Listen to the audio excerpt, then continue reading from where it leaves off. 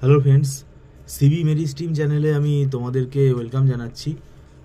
তোমরা যারা MAKAUT university থেকে এমসিএ পড়ছো এবং এই 2025 সালে যারা এবার থার্ড সেমেস্টারে উঠলে, থার্ড সেমেস্টারটা ধরতে গেলে প্রায় তোমাদের কমপ্লিট হয়ে গেলো, কারণ এর পরের সেমেস্টারে কিন্তু তোমাদের মেজর সাবজেক্ট যেটা সেটা প্রজেক্টই রয়েছে।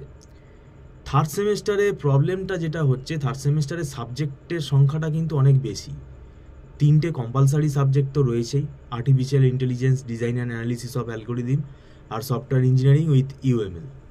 এছাড়া আরও 2টো ইলেকটিভ আছে, তো টোটাল 5টা সাবজেক্ট।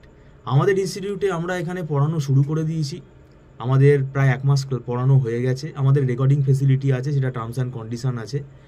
আর তোমরা যদি মনে করো যে না আমাদের একটু অসুবিধা হচ্ছে, তোমরা আমাদের সাথে যোগাযোগ করতে পারো। আমরা সব সাবজেক্টই পড়াই, কম্পালসারি সাবজেক্টগুলোও পড়াচ্ছি। তবে ইলেকটিভ সাবজেক্টের মধ্যে আমরা যেটা পড়াচ্ছি সেটা মেশিন লার্নিং, ডিজাইন, তোমার পিএইচপি, ক্লাউড কম্পিউটিং, তারপরে তোমার data mining, data wire housing.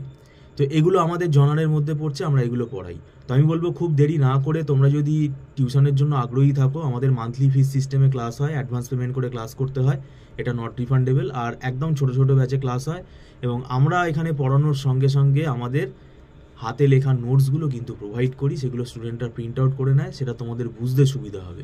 কারণ একটা ডিজাইন অ্যান্ড অ্যানালিসিস অফ অ্যালগোরিদমের ধরো একটা গ্রিডি মেথড আমি বোঝাচ্ছি, মাস্টার থিওরেম বোঝাচ্ছি, সে বই দেখে পড়ে বোঝাটা খুবই ডিফিকাল্ট।